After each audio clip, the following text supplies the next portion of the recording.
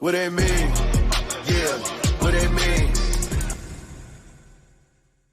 Hey everyone, this is Watts bringing you a tutorial, and in this one we're going to cover cinematics, specifically recording and editing them, and the basic things you need to keep in mind during the process. I'll split the video into two parts. In part 1 we're going to cover the steps for recording these cinematics, and part 2 is going to be based on the editing of these cinematics. There are also subcategories to these two parts, and I've also provided the timestamps on screen and in the description. So without further ado, let's get started.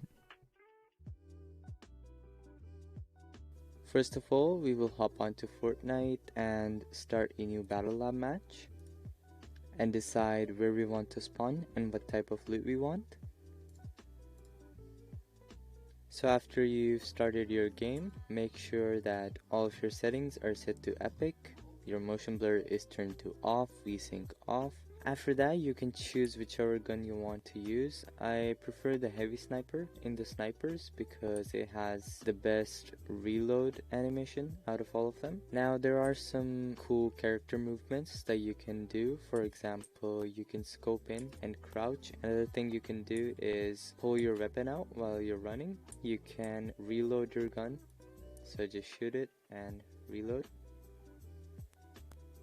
And that's pretty much all for the movement in the Battle Lab. Now you can leave the match and we can move on to the replay. So after you've loaded up your replay, I will show you a tip that you can use to remove the storm from the sky. This tip doesn't work 100% of the time, so all you want to do is after your replay has started, you want to just go back to the start, so 0000, and after you do that, you will load back in and the storm will be gone.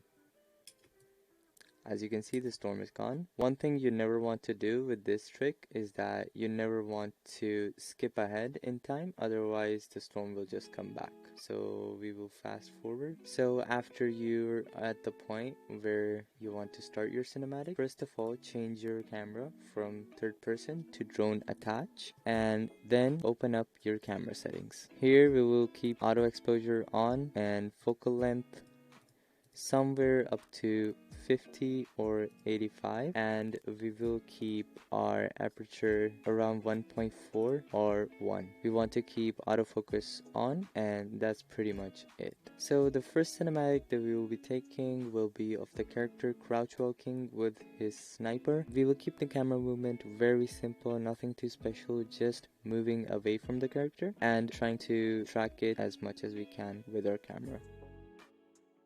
Now we will also record a cinematic of the reloading of the sniper. Now I will try to keep the depth of field extremely shallow and keep the camera at its minimum speed. And as I move my camera back, I will try to track the sniper with the camera.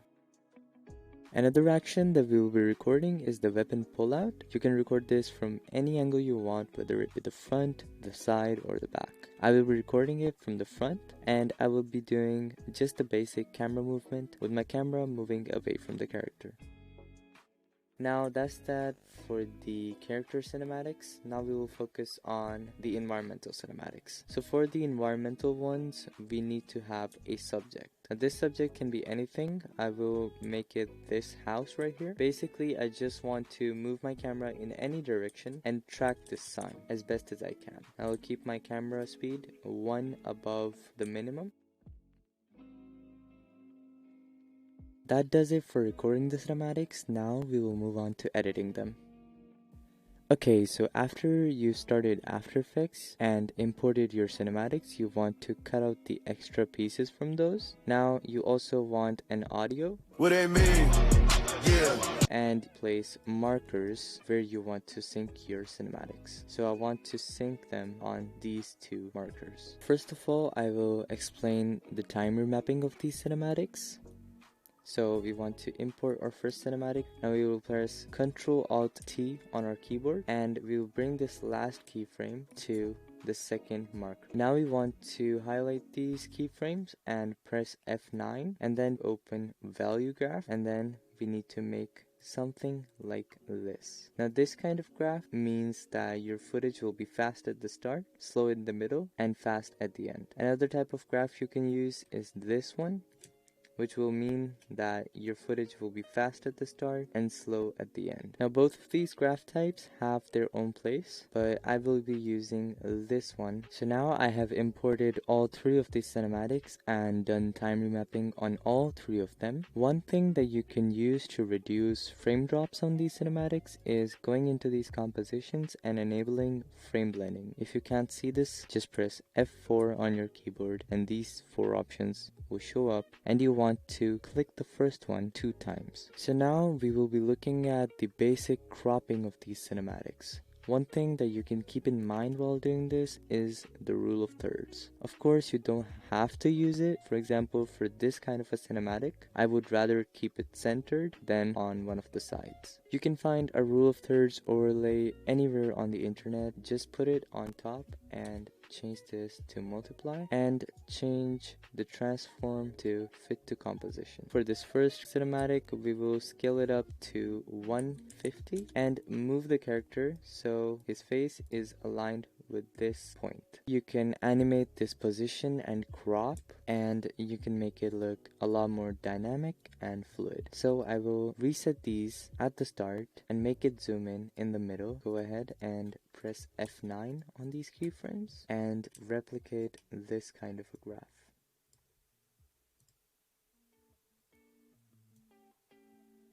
Now for the position, you might have to right click and do separate dimensions. As you can see, it gives it a kind of a vertical effect at the beginning.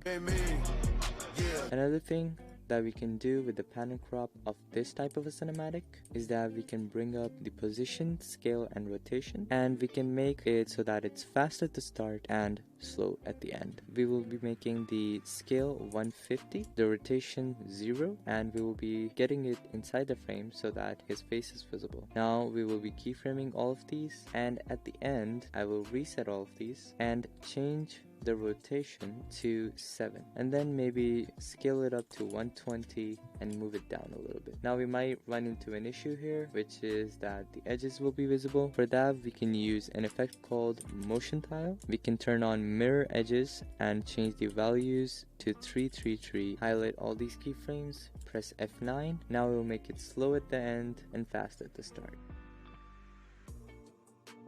What it mean? Yeah. Now we will talk about some very basic cinematic effects. The first one I will speak of is leaving just one certain color in your scene. Most people use the effect called leave color, but I find that the HSL colors in the Looks plugin is a lot more effective. So I will open that up, go to tools and add HSL colors to post, and then reduce all of the colors except for red and orange down to -100. You can set this to any value below 0. So as you can see, this gives it quite a cool effect. Another common effect that you can use is S_raise. Use this on an adjustment layer. Now let's add S_raise. And the way I like to use this is that I apply it on my scene and then apply a circular mask so that it only shows up on my character. Now I'll go to the mask properties and change the feather to around 300. Now if we go to S_raise, increase the ray length and increase our threshold.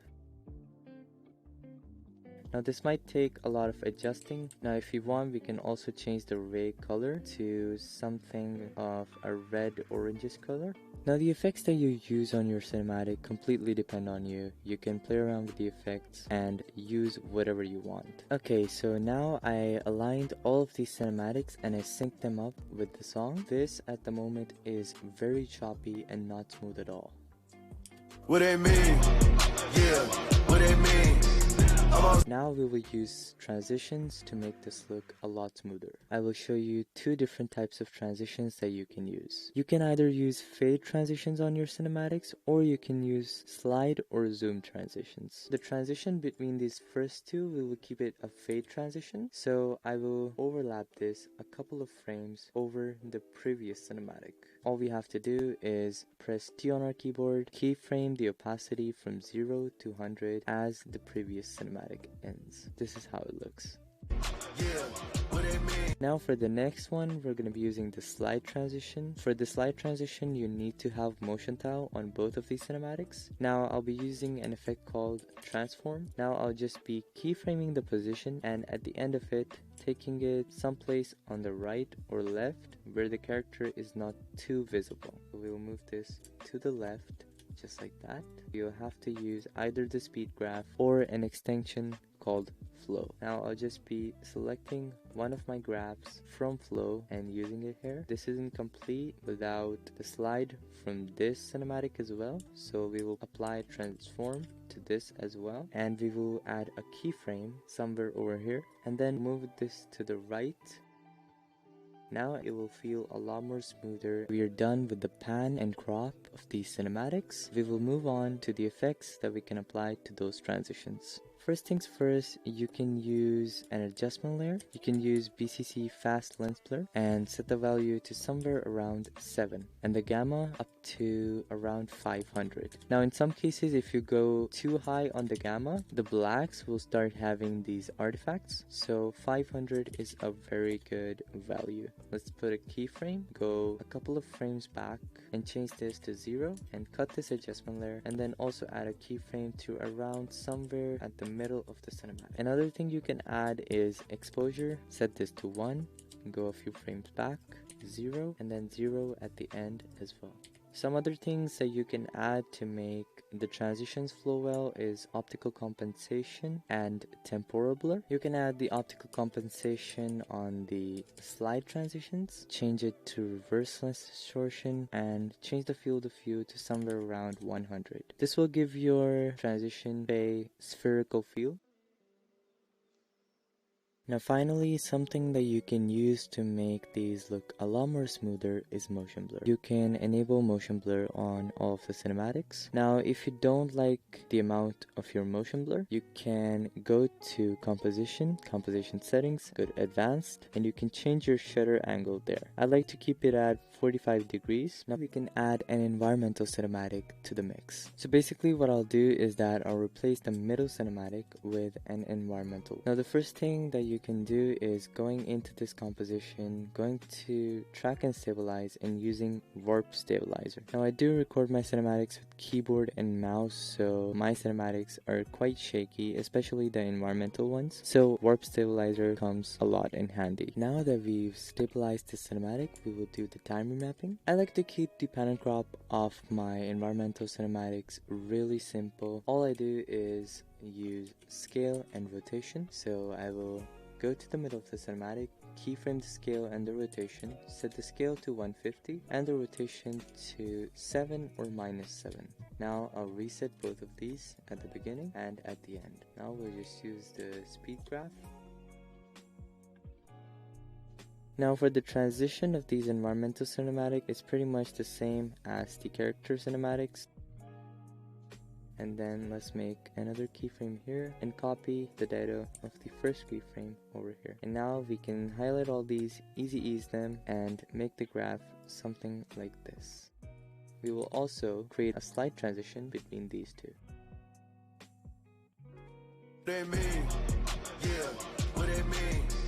So guys, that's pretty much it for this tutorial. Thank you all so much for watching. I hope you learned something new, and I'll see you all next time.